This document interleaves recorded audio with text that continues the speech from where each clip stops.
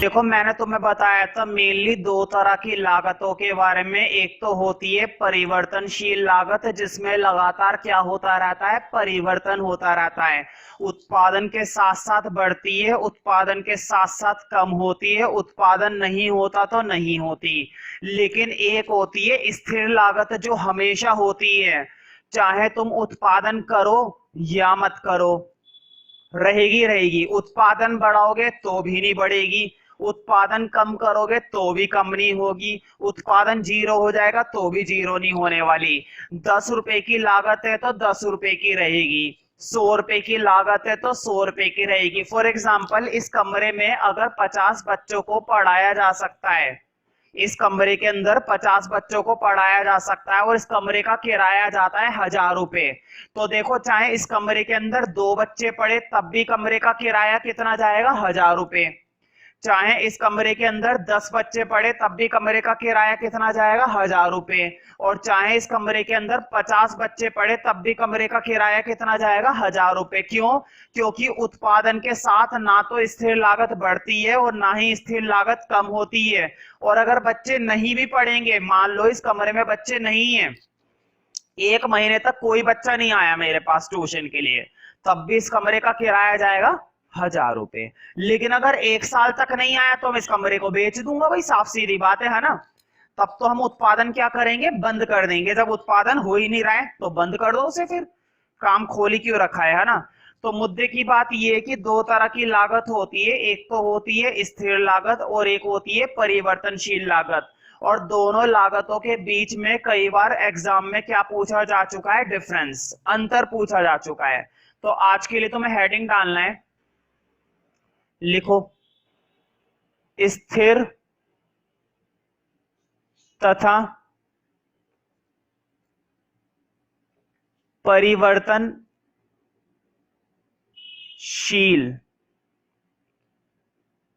चील मत लिख देना कभी, चील लिख दो, खा जाएगी चील लिखोगे तो, चील है ना। स्थिर तथा परिवर्तनशील लागत में क्या अंतर, क्या अंतर। इसका एक नाम और होता है, ओब्लिक करके लिखो बोर्ड पे, देखो और करके लिखो, इसी की जगह दूसरा नाम लिखो। अब तुम कहोगे नहीं तो फिर और नाम, है ना, लिखो।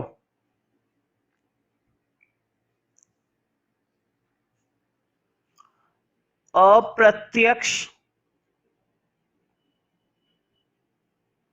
तथा प्रत्यक्ष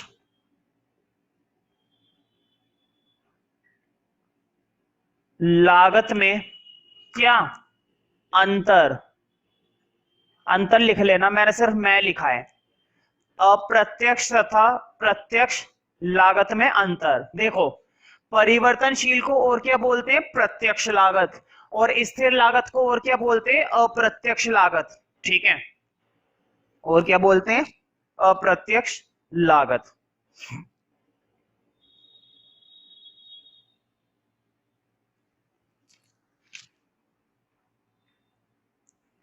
ठीक है, और लिखो,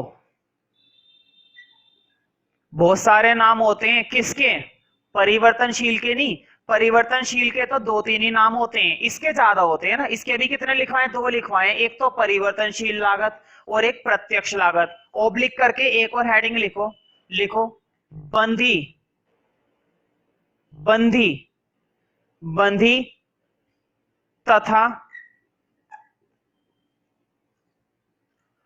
प्रमुख, बोर्ड पे लिखा हुआ है प्रमुख, प्रमुख लागत में क्या अंतर। मंतर नहीं, कभी मंतर मार दो, है ना, मंतर नहीं मारना, अंतर लिखना है। क्या लिखना है, अंतर लिखना है। कभी मंतर मारने की कोशिश करो और लोग तुम्हें ही मार दे उठा के, तो ये काम मत करो भाई, है ना। तो देखो, स्थिर या परिवर्तनशील, अप्रत्यक्ष या प्रत्यक्ष, बंधी लागत या प्रमुख लागत। मैंने पहले बताया था स्थिर के कई सारे नाम होते हैं। अब ओब्लिक करके ना सारे नाम बोर्ड पे देखो, ओब्लिक करके सारे नाम इसी के नीचे लिख लो, बस इसके नीचे। बंधी लागत का एक नाम और होता है पूरक लागत। पूरक लागत। स्थिर लागत कोई और क्या बोलते हैं देखो, स्थिर लागत, अप्रत्यक्ष लागत, बंधी लागत, पूरक लागत। एक और लिखो, इन्हें ये भी बोला जाता है ऊपरी लागत। जैसे ऊपरी चक्कर होता है ना, तुम्हें तो पता नहीं होगा क्या होता है ऊपरी चक्कर। हो सकता है कुछ 30 मार्क का बैठे हुए हो जिन्हें मालूम हो पहले से ही, है ना। जिन्हें मालूम है अच्छी बात है, और जिन्हें नहीं है मालूम और भी अच्छी बात है, इससे बचकर ही रहो, ठीक है। पूरक लागत, ऊपरी लागत, ठीक है। ये होते हैं कुछ नाम। तो बताओ स्थिर लागत के कितने नाम है, 1 2 3 4 5। लेकिन परिवर्तनशील लागतों के सिर्फ कितने नाम है, 1 2 3। समझ में आ गया ना। मैंने जितने नाम बन सकते थे सारे के सारे नाम लिखवा दिए, है ना।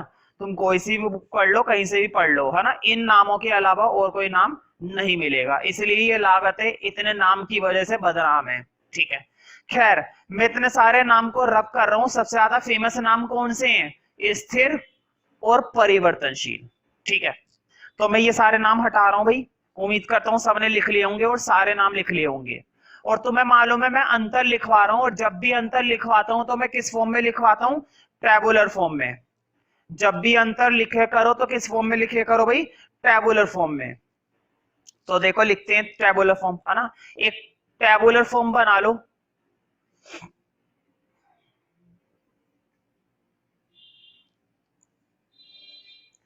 एक में तो लिखनी है स्थिर लागत, और एक में लिखनी है परिवर्तनशील। एक में स्थिर लागत और एक में परिवर्तनशील लागत। स्थिर में लिखो पहला पॉइंट, स्थिर लागतों में फर्स्ट पॉइंट लिखो फटाफट से। स्थिर लागत में फर्स्ट पॉइंट लिखो। बताओ स्थिर लागत में परिवर्तन होता है उत्पादन के हिसाब से, नहीं होता। उत्पादन बढ़ेगा तो ये बढ़ेंगी, नहीं बढ़ेंगी। उत्पादन कम होएगा तो ये कम होंगी, नहीं होंगी। लेकिन परिवर्तनशील वो बदलती है। लिखो फिर फर्स्ट पॉइंट, ये लागतें उत्पादन में परिवर्तन के साथ साथ ये लागतें उत्पादन में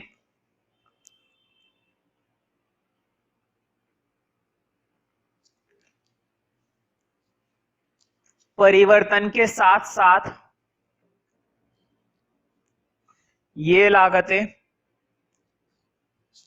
उत्पादन में परिवर्तन के साथ साथ परिवर्तित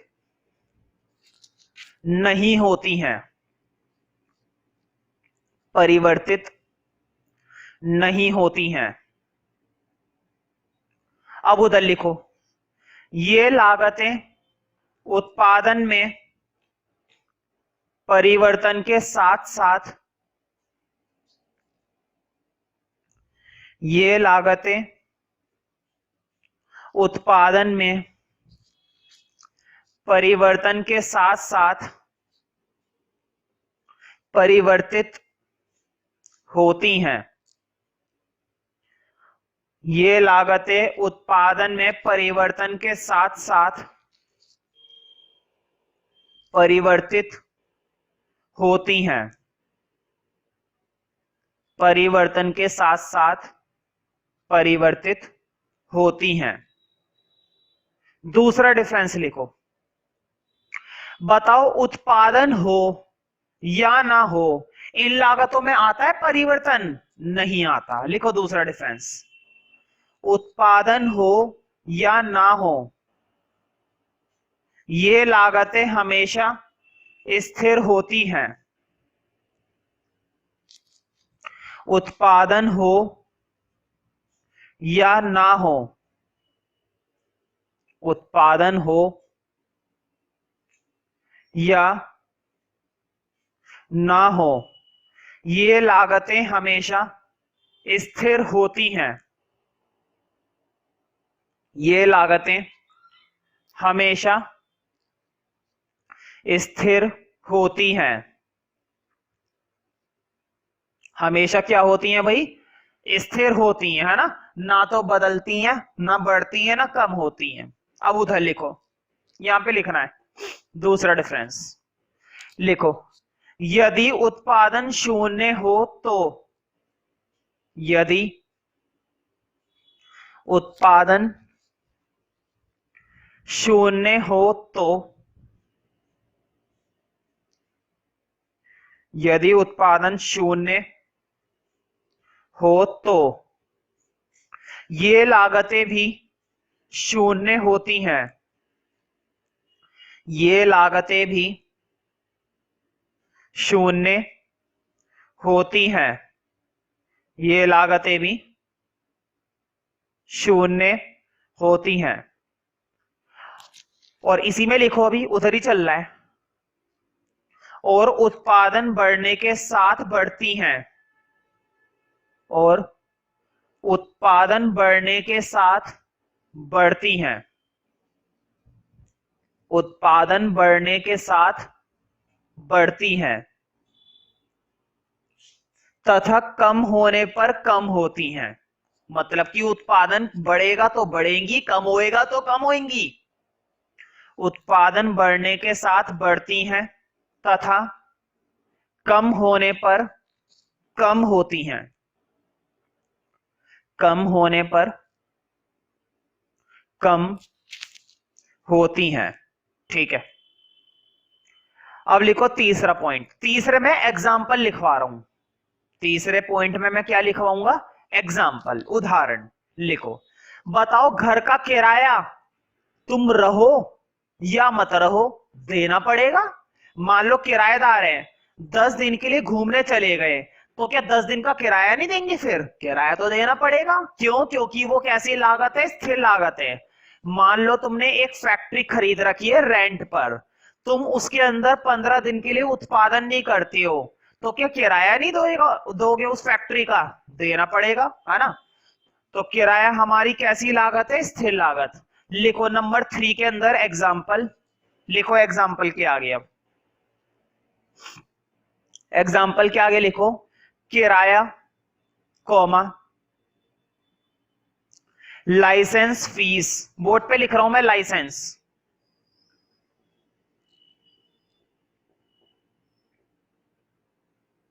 लाइसेंस, लाइसेंस होता है ना भाई, बाइक चलाओ या मत चलाओ, लाइसेंस की फीस तो चली गई। तुम फैक्ट्री के अंदर धंधा करो या मत करो, फैक्ट्री का लाइसेंस पेड कर दिया, ठीक है। लाइसेंस फीस, लाइसेंस की फीस होती है भाई 2 साल की, 3 साल की, 10 साल की, वो तो तुम्हें देनी ही पड़ेगी।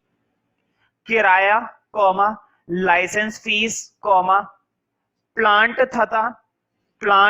तथा मशीन की लागत।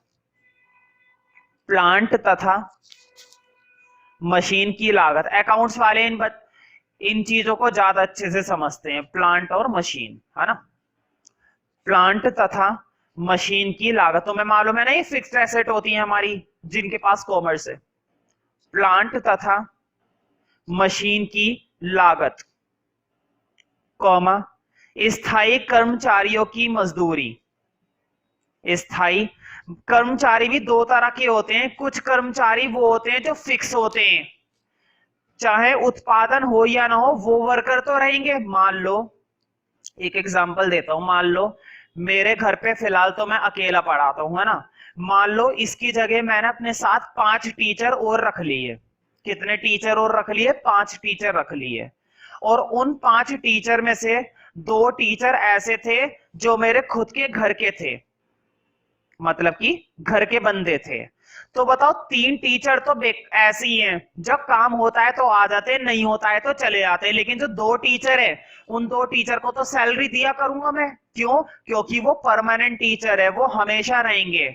अगर एक आध महीना ट्यूशन बंद रहेगा तब भी वो कहीं नहीं जाएंगे, तब भी वो यहीं पर रहेंगे। तो मुझे उनको क्या पेड करनी पड़ेगी? सैलरी पेड करनी पड़ेगी। तो इसी तरह से 2 तरह के कर्मचारी होते हैं। एक तो वो जो चले जाते हैं अगर उत्पादन नहीं होता, और एक वो कर्मचारी होते हैं जो छोटे मोटे काम तब भी करते रहते हैं। वो कर्मचारी होते हैं स्थायी कर्मचारी। तो लिखो स्थायी कर्मचारियों की मजदूरी, स्थायी कर्मचारियों की मजदूरी, ठीक है। तो उनकी मजदूरी किस में आ जाती है? स्थिर लागत में, क्योंकि वो हमेशा रहते हैं, वो ऐसे कर्मचारी हैं जो हमेशा रहेंगे। अब उधर लिखो, तो दो तरह के कर्मचारी होते हैं, एक तो होते हैं स्थायी और एक होते हैं अस्थाई। अस्थाई मतलब उत्पादन होता है तो आते हैं, नहीं होता है तो चले जाते हैं। तो लिखो उधर परिवर्तनशील लागतों में लिखो, एग्जाम्पल में कच्चे माल की लागत, तुम्हें मालूम है ना, लकड़ी, फर्नीचर बनाओगे तो लकड़ी चाहिए और फर्नीचर नहीं बना रहे तो लकड़ी नहीं चाहिए। बोटल्स बना रहे हो प्लास्टिक की तो प्लास्टिक चाहिए, और अगर प्लास्टिक की बोटल्स नहीं बना रहे हो तो नहीं चाहिए। तो कच्चा माल इन्हें कहते हैं, ठीक है, कच्चा माल इन्हें कहते हैं। लिखो कच्चे माल की लागत, कच्चे माल की लागत, कॉमा, बोर्ड पे लिखा हुआ है अस्थाई। अस्थाई मजदूर मतलब ऐसे मजदूर जो उत्पादन होने पर आते हैं और वैसे चले जाते हैं। कच्चे माल की लागत, कॉमा, अस्थायी कर्मचारियों की मजदूरी, अस्थायी कर्मचारियों की मजदूरी, कॉमा, बिजली का खर्चा। बताओ, जब उत्पादन होगा तभी तो बिजली चाहिए, और अगर उत्पादन नहीं है तो बिजली क्यों चाहिए? बताओ, मशीन को चलाने के लिए बिजली चाहिए। अब मशीन तभी तो चलाओगे ना जब क्या हो रहा है? उत्पादन, ठीक है। तो बिजली का खर्चा भी कैसी लागत है? परिवर्तनशील लागत। एक एग्जांपल देता हूं, तुम्हें मालूम है मार्कर के अंदर मुझे क्या डालनी पड़ती है? इंक। मार्कर के अंदर क्या डालनी पड़ती है? इंक डालनी पड़ती है।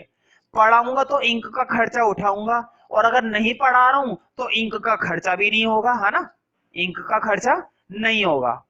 कच्चे माल की लागत, कौमा, अस्थायी कर्मचारियों की मजदूरी, कौमा, बिजली का खर्चा, बिजली का खर्चा।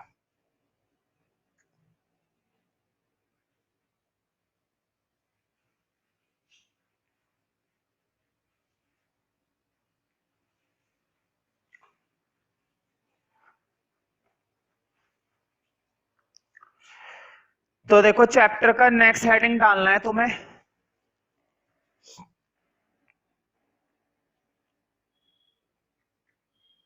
स्थिर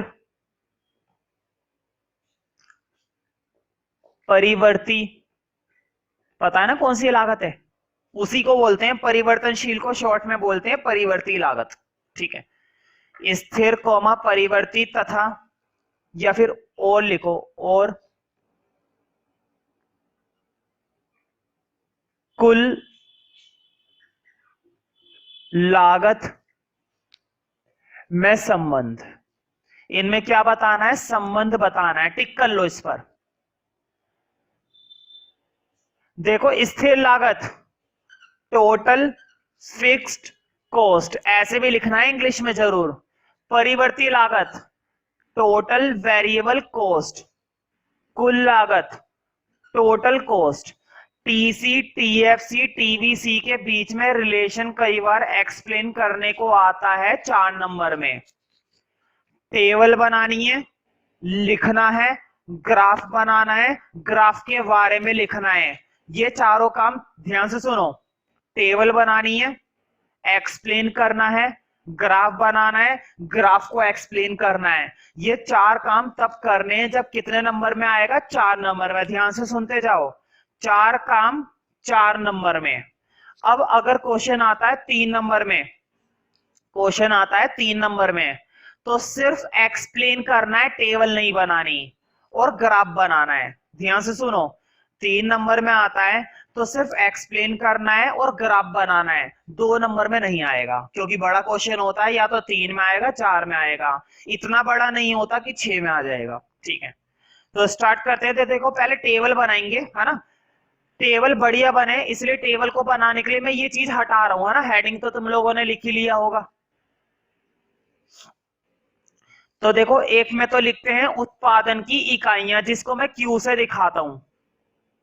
क्यू का मतलब होता है क्वांटिटी, और क्वांटिटी का मतलब होता है इकाइयां। और किस चीज की इकाइयां? उत्पादन की इकाइयां, कि तुमने कितनी इकाइयों का उत्पादन करा है और कितनी इकाइयों का उत्पादन नहीं करा है। ठीक है, तो देखो उत्पादन की इकाइयां ले लो भाई। 0, 1, 2, 3, 4 है, 5 और 6, 6 तक है। ये तो है उत्पादन की इकाइयां। फिर अगला कॉलम है स्थिर लागत, मतलब कि टोटल फिक्स्ड कॉस्ट। मुझे बताओ टोटल फिक्स कॉस्ट हमेशा सेम रहती है ना? टोटल फिक्स कॉस्ट हमेशा सेम रहती है या नहीं रहती है? हमेशा सेम रहती है। और बताओ अगर उत्पादन 0 है तो क्या कुछ स्थिर लागत होगी? बिल्कुल, मैंने बताया ना, उत्पादन होगा तब भी होगी, उत्पादन बढ़ेगा तब भी उतनी रहेगी, उत्पादन कम होगा तब भी उतनी रहेगी, और उत्पादन 0 भी हो जाएगा तब भी उतनी रहेगी। याद है ना कमरे का किराया? बच्चे पढ़े या ना पढ़े, कमरे का तो किराया देना पड़ेगा। तो मैंने मान लिया कि यहाँ पर जो कुल स्थिर लागत है, टोटल फिक्स कॉस्ट है, वो 10 रुपए की है। तो देखो हर एक इकाई पर कितने रुपए की आएगी? हर एक इकाई पर आएगी 10 रुपए की। हर एक इकाई पर कुल स्थिर लागत कितने रुपए की आ गई? 10-10 रुपए की, है ना? अब परिवर्ती लागत ले लो, total variable cost, TVC, total variable cost. तो देखते हैं भाई टोटल वेरिएबल कॉस्ट मैंने कितनी ली है। हाँ, तुम्हें मालूम होना चाहिए कि जो टोटल वेरिएबल कॉस्ट होती है वो उत्पादन के साथ साथ बढ़ती है, उत्पादन के साथ साथ बढ़ती है और जरूर बढ़ती है।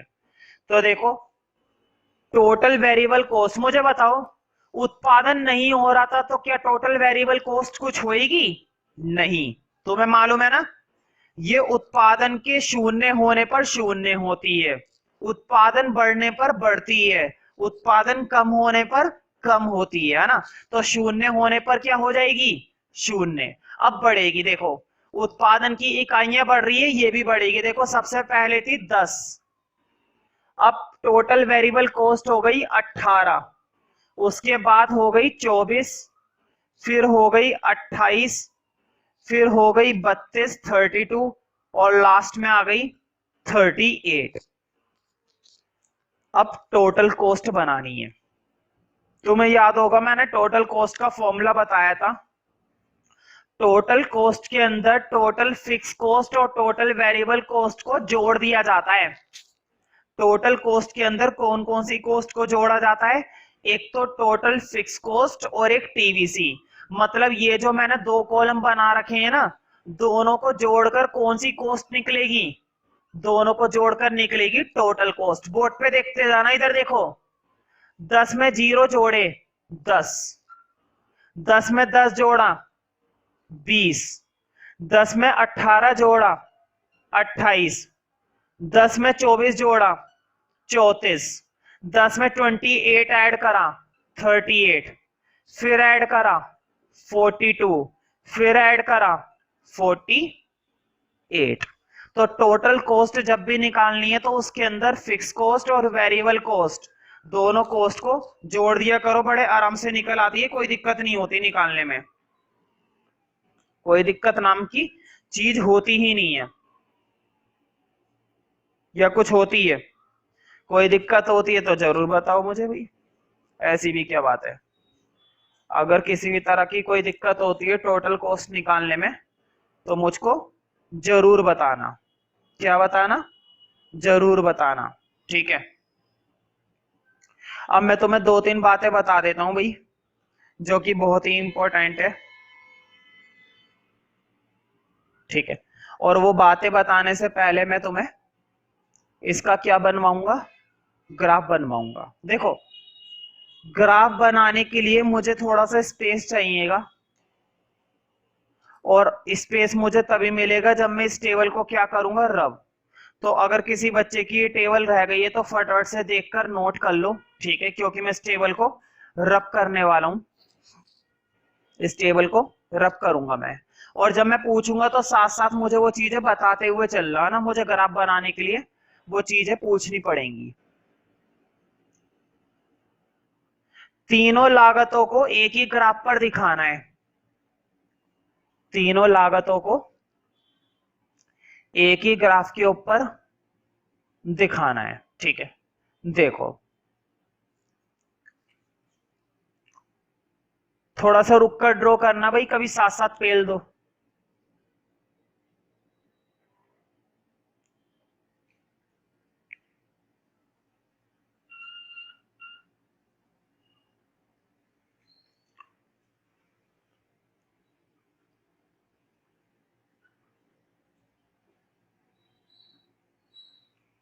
यहां पर तो दिखाते हैं उत्पादन की इकाइयां।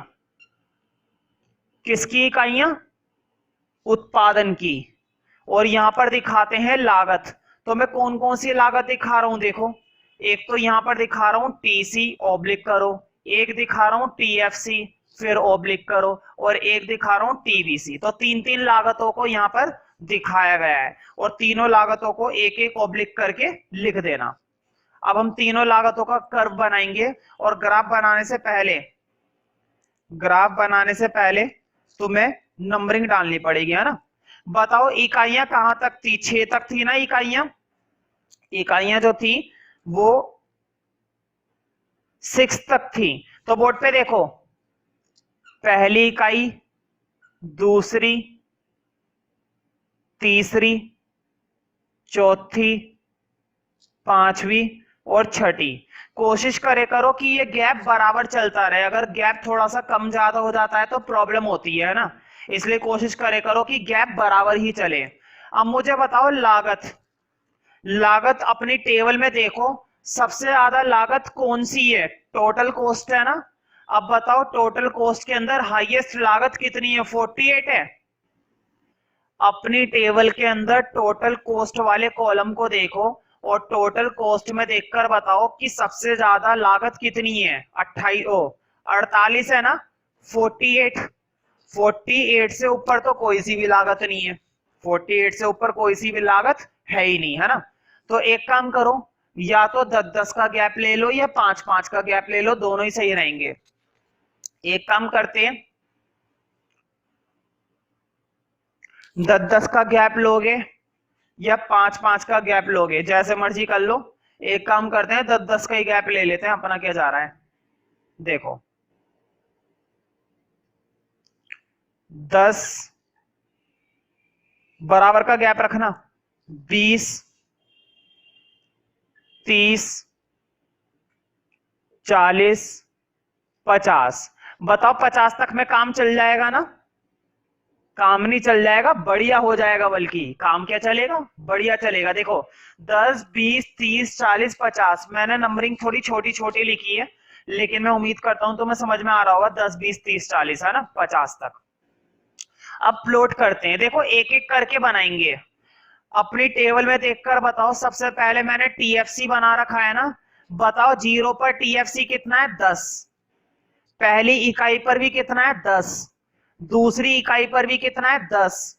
चौथी इकाई पर भी कितना है? 10। छठी इकाई पर भी कितना है? 10। मतलब हर बार जो है टीएफसी कैसा चल रहा है? 10 चल रहा है। अब जरा बोर्ड पे देखो, देखो पहली इकाई पर भी कितना था? 10। दूसरी इकाई पर भी कितना है? 10। तीसरी इकाई पर भी कितनी है? 10। मतलब हर बार इसका जो ग्राफ है कैसा आता है? बिल्कुल सीधा। ये होता है तुम्हारा पीएफसी का ग्राफ। तो मुझे बताओ, तुमने पढ़ा होगा हॉरिजॉन्टल और वर्टिकल, देखो बोर्ड पे ऐसे होता है, इसको हम बोलते हैं वर्टिकल, और ऐसे होता है तो इसको बोलते हैं हॉरिजॉन्टल। तो कई बार पेपर में आ चुका है, उस कोस्ट का नाम बताइए जो हॉरिजॉन्टल होती है। उस कोस्ट का नाम बताइए जो कैसी होती है? दिखने में हॉरिजॉन्टल होती है। तो तुम्हें बताना है उस कोस्ट को बोलते हैं टोटल फिक्स कोस्ट। कई बार पेपर में आ चुका है। उस कोस्ट का नाम बताइए जो एक्स एक्सिस के क्या होती है? समांतर होती है, पैरेलल होती है। मुझे बताओ ये वाली कोस्ट एक्स अक्ष के समांतर है ना, ये वाली जो कॉस्ट तुम्हें दिखाई दे रही है किसके पैरेलल दिखाई दे रही है, एक्स अक्ष के। तो कई बार पेपर में आ चुका है, उस कॉस्ट का नाम बताइए, उस लागत का नाम बताइए जो एक्स अक्ष के समांतर होती है। तो तुम्हें फिर से किसका नाम बताना है, टोटल फिक्स कॉस्ट के। ठीक है, अब अगली कॉस्ट बनाते हैं। देखो अगली कॉस्ट क्या है, टीवीसी। बोर्ड पे देखो, अपनी टेबल के अंदर देखकर बताओ जीरो पर कितनी है, ये जीरो। बोर्ड पे देखो, जीरो पर जीरो, यहीं पर पॉइंट मिल गया। अगला देखो, एक पर कितनी है, 10। बोर्ड पे देखो, एक पर ये कॉस्ट कितनी है, 10। ऊपर जा रहा है ना ग्राफ। दूसरी इकाई पर देखो 18 है ना। बोर्ड पे देखो, दूसरी इकाई पर 18, यहां पर आएगा 20 से थोड़ा सा नीचे। तीसरी इकाई पर देखो 24 है, ध्यान से देखते हुए चलना और बनाते हुए चलना। तीसरी इकाई पर आएगा 24, देखो 20 और 30 के ठीक बीच में, उससे हल्का सा नीचे ये चीज। चौथी इकाई पर है 28, चौथी इकाई पर है 28, 30 से हल्का सा नीचे। पांचवी इकाई पर है 32, 30 से ऊपर। और सिक्स्थ छठी इकाई पर है 38, 40 से नीचे। ये चीज है ना, ज्वाइन कर दो। देखो वोट पे,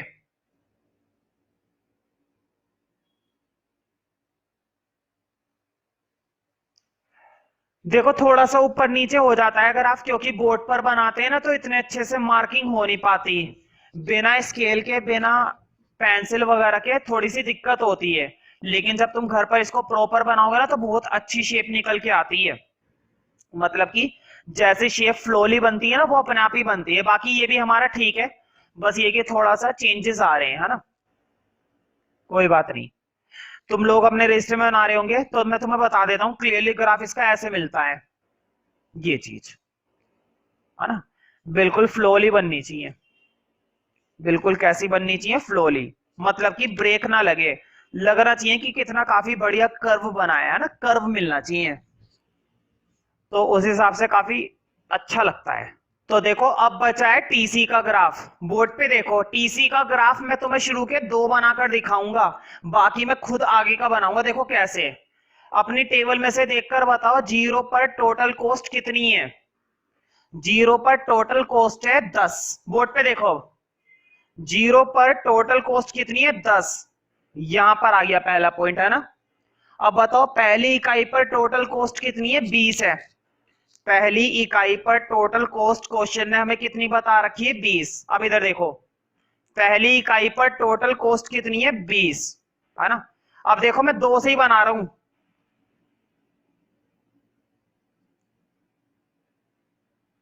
तुम कहोगे ऐसे कैसे बना दिया अपने आप, अभी बताता हूं। देखो नीचे वाली क्या आती है, टोटल वेरिएबल कॉस्ट, और ऊपर वाली क्या है, सिर्फ टीसी, टोटल कॉस्ट।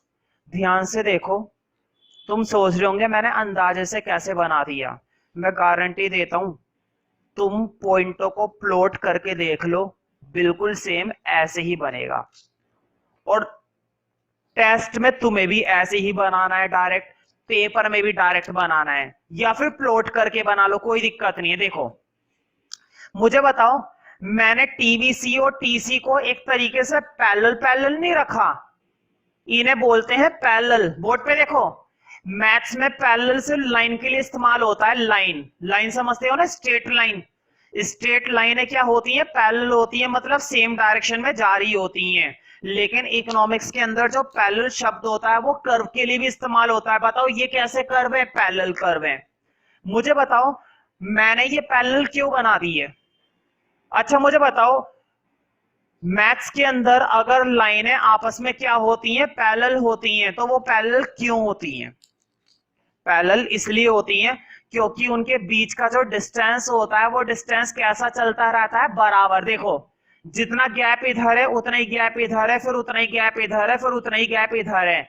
यहां पर भी तो वही वाली बात है। मुझे बताओ टोटल कॉस्ट और टोटल वेरिएबल कॉस्ट के बीच में जो गैप है वो क्या है, टोटल कॉस्ट और टोटल वेरिएबल कॉस्ट के बीच में जो गैप है वो किस चीज का गैप है। अब बोर्ड पे देखते रहना ना 2 मिनट के लिए। बोर्ड पे देखो, तुम्हें मालूम है ना टोटल कॉस्ट बराबर होती है total fix cost plus total variable cost. दोनों को जोड़कर कौन सी कॉस्ट निकाली जाती है, टोटल कॉस्ट निकाली जाती है। कौन कौन सी कॉस्टों को जोड़कर? एक तो टोटल फिक्स कॉस्ट को जोड़कर और टोटल वेरिएबल कॉस्ट को जोड़कर। अब इधर देखो, टोटल वेरिएबल कॉस्ट को अगर मैं इधर भेज दूं, मतलब टीवीसी में क्या कर दूं, माइनस कर दूं, तो यहां पर क्या बचेगी? टीएफसी। अब इधर देखो, टोटल कॉस्ट और टोटल वेरिएबल कॉस्ट के बीच का अंतर क्या है? टोटल कॉस्ट और टोटल वेरिएबल कॉस्ट के बीच का डिफरेंस क्या है? टोटल फिक्स कॉस्ट है। और टोटल फिक्स कॉस्ट हमेशा कैसे चलती रहती है? सेम। बस वही चीज है। देखो, दो लाइनों के बीच का डिस्टेंस अगर सेम चल रहा होता है तो वो लाइनें आपस में क्या होती हैं? पैरेलल होती हैं। अब इधर देखो, टोटल कॉस्ट और टोटल वेरिएबल कॉस्ट के बीच का ये जो डिस्टेंस है, ये जो बीच का गैप है, ये गैप क्या है? ये गैप है टोटल फिक्स कॉस्ट। और ये टोटल फिक्स कॉस्ट अगर ये गैप है तो ये गैप क्या कभी बदलता है? ये गैप कभी नहीं बदलता। ये गैप हमेशा क्या चलता रहता है? सेम। क्योंकि ये कौन सी लागत है? ये लागत है स्थिर लागत।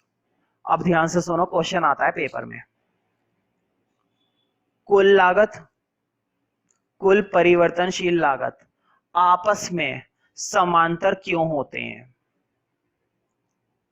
कुल लागत, कुल परिवर्तनशील लागत आपस में समांतर क्यों होते हैं? तो तुम्हें बताना है, क्योंकि इनके बीच का अंतर हमेशा एक समान रहता है। और इनके बीच का अंतर होता क्या है? इनके बीच का अंतर होता है कुल स्थिर लागत, जो हमेशा सेम रहता है। कभी बदलता है? नहीं बदलता। अब ध्यान से सुनो फिर से। एक लागत तो मैंने बताई थी टीएफसी के बारे में, और बाकी की दो लागतें ऊपर बता दी। तो देखो, टीवीसी भी बढ़ रहा है उत्पादन के साथ साथ, टीसी भी बढ़ रहा है उत्पादन के साथ साथ, लेकिन टोटल फिक्स कॉस्ट बढ़ रही है? नहीं बढ़ रही है ना। तुम्हें अपने ग्राफ के अंदर ये नहीं बनाना, ये जो मैंने बीच में आई बनाए थे, ये आई वगैरह मत बनाना। अब ऊपर वाला ग्राफ भी बना लो, और पहले से बना लिया है तो अच्छी बात है ना। इन सब चीजों को मैं हटा देता हूं बस। अब उसके बाद जब ये टेबल बन गई है और टेबल के बाद तुमने ग्राफ भी बना लिया है, ठीक है, उसके बाद कुछ बातें लिखनी है नोट के अंदर। नोट के अंदर लिखो फर्स्ट पॉइंट। वही बातें लिखाऊंगा जो पेपर में आ चुकी है ना। सारे के सारे क्वेश्चन आते हैं ये एक एक दो दो नंबर के। तो बताओ, कुल स्थिर लागत एक्स अक्ष के समांतर है ना, हॉरिजॉन्टल है। देखो बोर्ड पे, ये जो कुल स्थिर लागत है ये किसके पैरेलल है? एक्स एक्सिस के पैरेलल है। लिखो नोट के अंदर नंबर 1 लिखो, कुल स्थिर लागत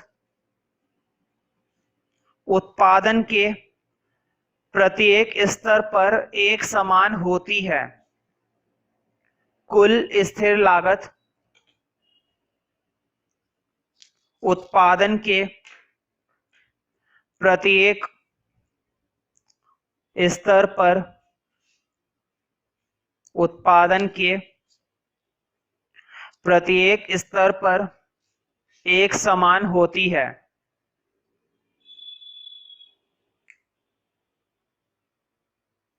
इसलिए ये लागत एक्स अक्ष के समांतर होती है। इसलिए यह लागत एक्स अक्ष के समांतर होती है। इसलिए यह लागत एक्स अक्ष के समांतर होती है। एक्स अक्ष के समांतर होती है। ठीक है, अब लिखो नोट के अंदर नंबर 2 लिखो। टीवीसी है ना, टीवीसी बढ़ रही है ना लगातार। लिखो, कुल परिवर्तनशील लागत का वक्र, कुल परिवर्तनशील लागत का वक्र उत्पादन के साथ साथ बढ़ता है। कुल परिवर्तनशील लागत का वक्र, कुल परिवर्तनशील लागत का वक्र उत्पादन के साथ साथ बढ़ता है। उत्पादन के साथ साथ बढ़ता है।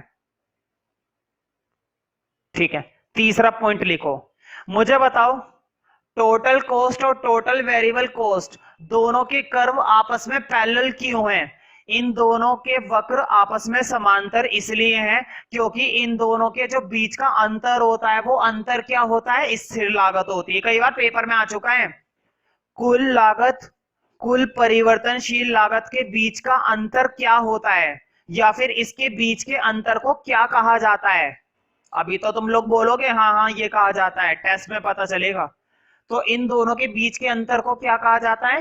कुल स्थिर लागत। ठीक है, तो लिखो नंबर 3 में, टीसी वक्र और टीवीसी वक्र समांतर होते हैं। टीसी वक्र और टीवीसी वक्र मतलब कि टोटल कॉस्ट और टोटल वेरिएबल कॉस्ट, टीसी वक्र और टीवीसी वक्र समांतर होते हैं। इन दोनों वक्रों का अंतर टीएफसी होता है। इन दोनों वक्रों का, वक्रे मत लिख देना, इन दोनों वक्रों का अंतर टीएफसी होता है। इन दोनों वक्रों का अंतर क्या होता है? टीएफसी। ठीक है, अब एक लाइन छोड़कर ग्राफ के बारे में लिखना है। ये तो बातें मैंने नोट में लिखवाई थी। ठीक है, तुम लोग भी लिख सकते हो टेस्ट में और पेपर में, है ना। अब ग्राफ के बारे में लिखना है। ये जो ग्राफ बना रखा है ना, इस ग्राफ के बारे में लिखो, एक लाइन छोड़कर लिखो। लिखो, उपरोक्त रेखा चित्र में एक्स अक्ष पर,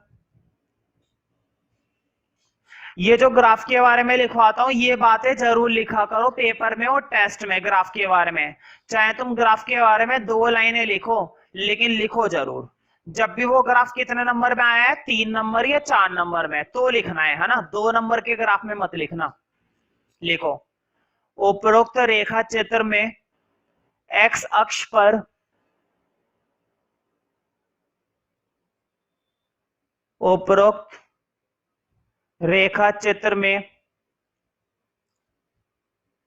एक्स अक्ष पर उत्पादन की इकाइयों को तथा वाई अक्ष पर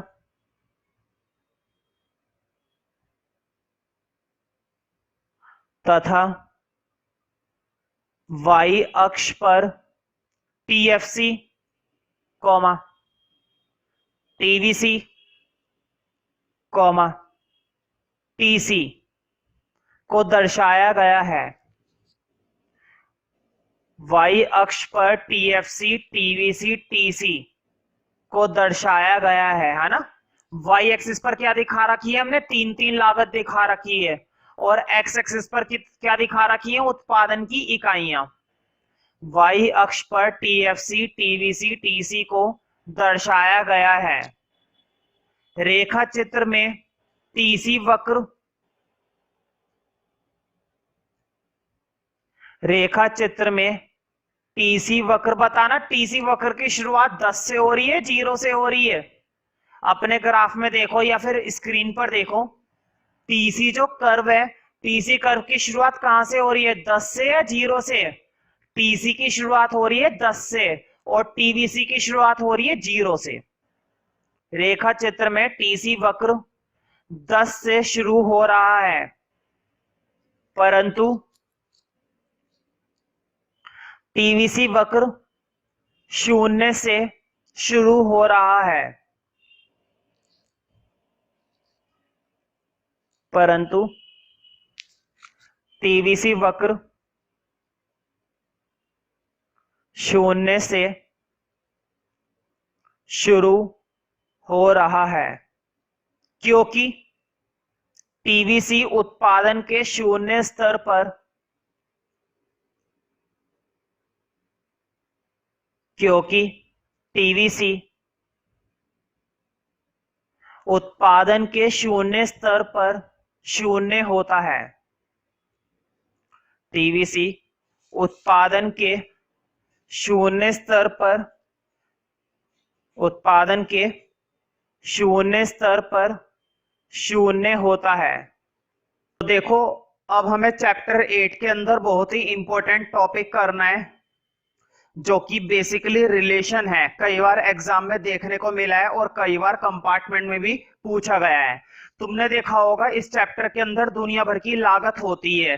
औसत लागत होती है, कुल लागत होती है, औसत स्थिर लागत होती है, कुल स्थिर लागत होती है, सीमांत लागत होती है, परिवर्ती लागत होती है, कुल परिवर्ती लागत होती है ना। Average cost, total cost, average fixed cost, total fixed cost, marginal cost, total variable cost, इसी तरह से एवरेज वेरिएबल कॉस्ट। तो दुनिया भर की कॉस्ट हमने इसके अंदर पढ़ी है। और अब हम देखेंगे कि एक कॉस्ट का दूसरी कॉस्ट के साथ कैसे रिलेशन होता है। कई बार एग्जाम में आ चुका है कि एवरेज कॉस्ट का रिलेशन टोटल कॉस्ट के साथ, टोटल कॉस्ट का रिलेशन मार्जिनल कॉस्ट के साथ। तो एक दूसरे से ये कैसे रिलेटेड होती है। अगर बड़ा क्वेश्चन आता है, फॉर एग्जांपल अगर 4 नंबर में क्वेश्चन आता है, ध्यान से सुनो मेरी बात, अगर क्वेश्चन आता है रिलेशन का 4 नंबर में, तो तुम्हें टेबल भी बनानी चाहिए, ग्राफ भी बनाना चाहिए और उसके बारे में एक्सप्लेन भी करना चाहिए। लेकिन अगर आता है सिर्फ 3 नंबर में, तो तुम लोगों को बस क्या बनाना है, ग्राफ बनाना है और ग्राफ को क्या कर देना है, एक्सप्लेन कर देना है। तुम्हें बिना टेबल के ये काम करना है। 6 नंबर में आता है तो 6 नंबर में तो तुम्हें मालूम ही है, 6 नंबर में तो सब कुछ लिखना पड़ेगा। पहले तुम्हें बताना पड़ेगा कि क्या रिलेशन होता है, फिर टेबल वगैरह, फिर ग्राफ वगैरह, फिर ग्राफ के बारे में एक्सप्लेनेशन। खैर 6 नंबर में तो वैसे रिलेशन वाले क्वेश्चंस कम आते हैं, लेकिन आ भी सकते हैं। ठीक है, तो आज की क्लास के लिए तुम्हें हेडिंग डालना है। आज का फर्स्ट हेडिंग डालो, औसत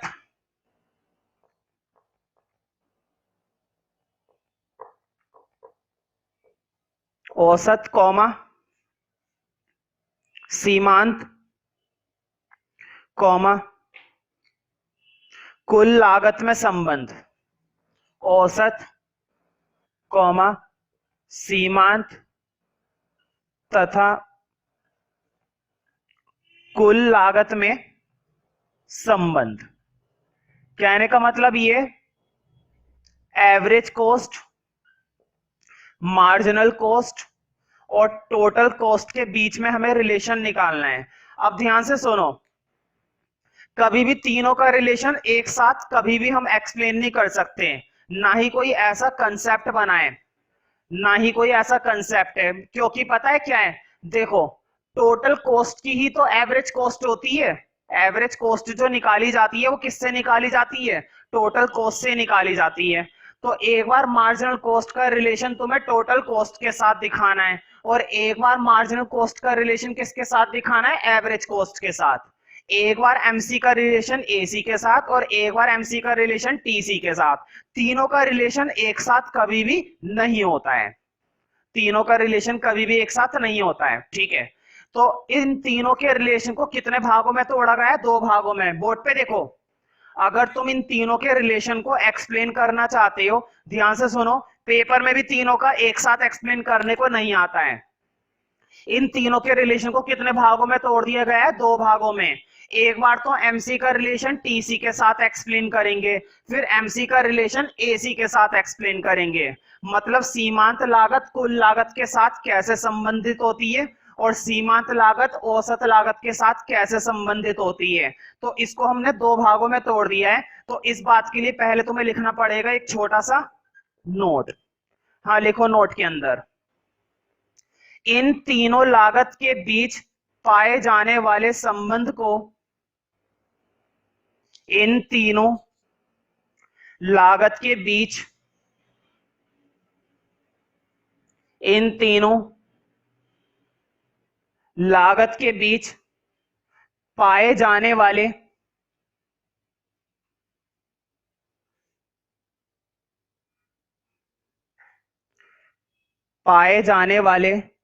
संबंध को 2 भागों में वर्गीकृत किया गया है। 2 भागों में वर्गीकृत किया गया है। कितने भागों में तोड़ा गया है, 2 भागों में। 2 भागों में वर्गीकृत किया गया है। ठीक है, लिखो कैपिटल ए। कैपिटल ए में लिखो, कैपिटल ए में देखो क्या है, एसी का एमसी के साथ, फिर कैपिटल बी में एमसी का टीसी के साथ, है ना। मतलब एमसी एक बार टीसी के साथ रिलेशन दिखाएगा और एमसी एक बार एसी के साथ रिलेशन दिखाएगा। तो लिखो कैपिटल ए के अंदर औसत लागत तथा सीमांत लागत के बीच संबंध, औसत लागत तथा सीमांत लागत के बीच संबंध, औसत लागत तथा सीमांत लागत के बीच संबंध। मतलब औसत लागत और सीमांत लागत ये दोनों लागत एक दूसरे से कैसे रिलेटेड होती हैं, औसत लागत तथा सीमांत लागत के बीच संबंध। अब लिखो कैपिटल बी, कैपिटल बी में लिखो, अब कौन सी लागत के साथ, कुल लागत के साथ। तो लिखो कैपिटल बी में कुल लागत तथा सीमांत लागत के बीच संबंध, कुल लागत तथा सीमांत लागत के बीच संबंध। तो एक बार टीसी के साथ और एक बार एसी के साथ एमसी कैसे रिलेट होता है, ठीक है। तो पहले कौन सा पढ़ेंगे, पहले पढ़ेंगे हम औसत लागत के साथ वाला। अब तुम लोग नेक्स्ट मेन हेडिंग डालो,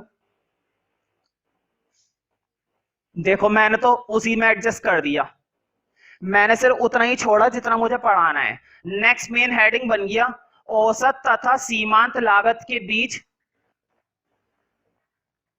संबंध, औसत तथा सीमांत लागत के बीच संबंध। तो तुम्हें मालूम है अगर मैं संबंध एक्सप्लेन करना चाहता हूं औसत लागत का सीमांत लागत के साथ, तो बढ़िया रहेगा कि एक छोटी सी टेबल को समझ लिया जाए। अगर तुम्हारे दिमाग के अंदर वो टेबल बहुत ही अच्छे से बैठ गई, मतलब वो टेबल अगर अच्छे से समझ में आ जाती है, तो फिर ये रिलेशन तुम खुद ही लिख दोगे और खुद ही एक्सप्लेन कर दोगे, ठीक है। तो थोड़ा सा रुक कर बनाना। सबसे पहले उत्पादन की इकाइयां क्यू से दिखाया जाता है, फिर है कुल लागत टीसी, फिर है औसत लागत एसी, और फिर है सीमांत लागत एमसी, है ना। तो देखो उत्पादन की इकाइयां, मैंने तुम लोगों को कितनी बार बोला है कि जितनी भी मैं टेबल बनवाता हूं उस टेबल के पीछे के लॉजिक को समझे करो, फिर तुम्हें टेबल कभी भी याद करने की कोई जरूरत नहीं पड़ेगी। टेबल को अगर बनाना सीख जाओगे, लगभग सभी टेबल के अंदर एक जैसा ही रूल अप्लाई होता है। पूरी की पूरी माइक्रो के अंदर, पूरी की पूरी वीएसटी के अंदर एक जैसा सा रूल अप्लाई हो रहा है, कुछ अलग नहीं है, same to same rule apply हो रहे हैं। सबसे पहले उत्पादन की इकाइयां जीरो ले ली, 0 1 2 3 4 5 6 7 और 8 तक हमने उत्पादन की इकाइयां ले ली, है ना। अब देखो कुल लागत, तुम मुझे बताओ कुल लागत जो होती है टोटल कॉस्ट स्टार्टिंग में बढ़ती है ना, वैसे तो देखो टोटल कॉस्ट बढ़ेगी ही बढ़ेगी, स्टार्टिंग हो चाहे एंड हो। जब तुम्हारे मन में ये है कि मैं और उत्पादन करूं, और उत्पादन करूं, खूब सारा उत्पादन करूं, बताओ उत्पादन बढ़ाते जाओगे तो क्या खर्चा नहीं बढ़ेगा, खर्चा तो हमेशा बढ़ेगा। क्या कभी खर्चा कम हुआ है आज तक? किसी भी काम के अंदर अगर तुम अपना काम बढ़ाना चाहते हो, अगर तुम अपना धंधा बढ़ाना चाहते हो, अपना बिजनेस बढ़ाना चाहते हो, तो बताओ तुमने खर्चा तो करना पड़ेगा। बिना खर्चा किए तुम सोच रहे हो बिजनेस बढ़ जाए, नहीं बढ़ने वाला है कि नहीं। तो देखो स्टार्टिंग में कुल लागत बढ़ती है, एंड में भी कुल लागत बढ़ती है, हर समय कुल लागत बढ़ती है, लेकिन पहले कुल लागत बढ़ेगी बढ़ती दरों से, इंक्रीजिंग रेट से। मतलब स्टार्टिंग में कुल लागत ज्यादा ज्यादा बढ़ेगी। देखो 0 पर कुल लागत थी 10, तुम्हें मालूम है ना 0 पर जो कुल लागत होती है वो क्या होती है, कुल स्थिर लागत, मालूम है ना। 0 का मतलब क्या हुआ कि उत्पादन नहीं हो रहा और फिर भी तुम कह रहे हो कि टोटल कॉस्ट है। तो उत्पादन नहीं हो रहा और फिर भी टोटल कॉस्ट है, इसका मतलब ये कौन सी कॉस्ट है, ये कॉस्ट है फिक्स्ड कॉस्ट। अब देखो कितने से कुल लागत बढ़ गई, 10 से कितनी हो गई 20, 10 बढ़ गई, है ना, एकदम से ज्यादा हुआ। अब नहीं बढ़ेगी इतनी, अब वैसे तो बढ़ेगी लेकिन अब सिर्फ कितनी बढ़ेगी 8, तो देखो कितनी हो गई 28, क्योंकि जैसे जैसे उत्पादन बढ़ता है, जैसे जैसे उत्पादन बढ़ता है तो कुल लागत बढ़ेगी, लेकिन घटती दरों से, घटती दरों से, क्योंकि बिजनेस बढ़ रहा है, यानी कि एवरेज अच्छी आ रही है अब। तो घटती दरों से देखो, पहले 10 से बढ़ी थी कुल लागत, अब 8 से बढ़ी, अगली बार कितने से बढ़ रही है 6 से, तो देखो 34 है ना। अब अगली बार 4 से 38, इसी तरह से बनाते चलो 42,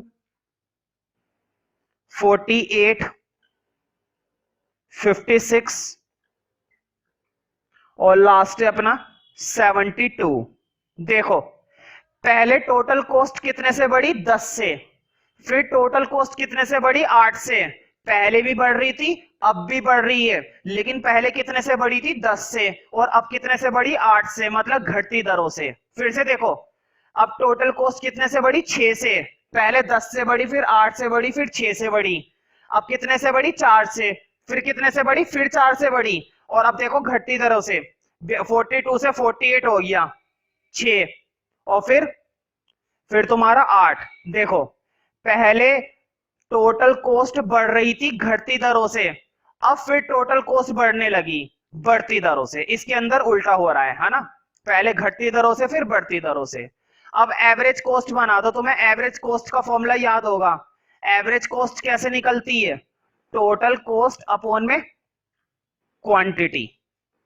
एवरेज कॉस्ट का फॉर्मूला होता है टोटल कॉस्ट अपॉन में क्वांटिटी। तो देखो पहले वाली एवरेज कॉस्ट के लिए खाली छोड़ दिया करो, क्योंकि इन्फिनिटी आता है, 10 को 0 से डिवाइड करने पर क्या आएगा इन्फिनिटी, तो उसके लिए तुम जगह खाली छोड़ दिया करो। अब देखो 20 को 1 से डिवाइड दिया 20, 28 को 2 से डिवाइड दिया 14, 34 को 3 से डिवाइड दिया, यह आएगा तुम्हारा भाई 11.3 आई थिंक। हाँ अब नोट करते चलो, 9.5, 8.4, फिर है अपना 8, फिर लास्ट 8 और उसके बाद 9।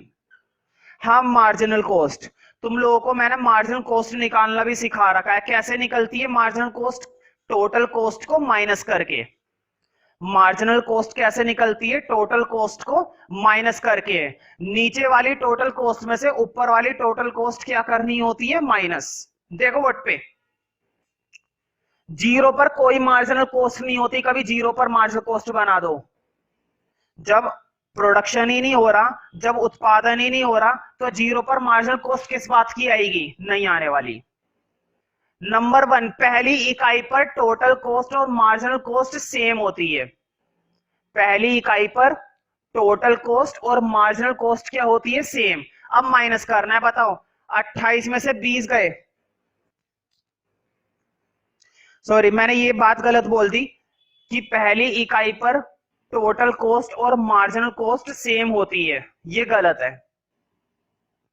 ऐसा तब होता है जब मार्जिनल रेवेन्यू का केस होता है, मतलब आगम वाले चैप्टर में ऐसा होता है, उत्पादन वाले चैप्टर में ऐसा होता है। पहली इकाई पर टोटल प्रोडक्ट और मार्जिनल प्रोडक्ट सेम होते हैं, पहली इकाई पर टोटल रेवेन्यू और मार्जिनल रेवेन्यू सेम होते हैं, लेकिन कॉस्ट के केस में ये चीज नहीं होती, कॉस्ट में नहीं होती। हाँ अब देखो, नीचे वाले में से ऊपर वाली कॉस्ट माइनस करी 10, 28 में से 20 माइनस करा 8, 34 में से 28 माइनस करा 6, 38 में से 34 माइनस करा 4। इस तरीके से पूरी की पूरी मार्जिनल कॉस्ट बनाएंगे हम। 4, फिर आएगा 6, 8 और लास्ट आएगा 16। अब देखो, अब हम पढ़ क्या रहे थे, औसत लागत और सीमांत लागत के बीच का संबंध। अब तुम्हारे सामने टेबल है और टेबल की हेल्प से तुम बहुत अच्छे से रिलेशन बना लोगे। बस मैं तुम लोगों को 3 रिलेशन बताऊंगा, 3 पेपर में भी और टेस्ट में भी तुम्हें 3 ही लिखने हैं हमेशा, क्योंकि होते ही 3 है, इसमें क्या बात है। रिलेशन ही कितने होते हैं 3। तो देखो पहले टेबल के बेस पर हम रिलेशन को समझेंगे।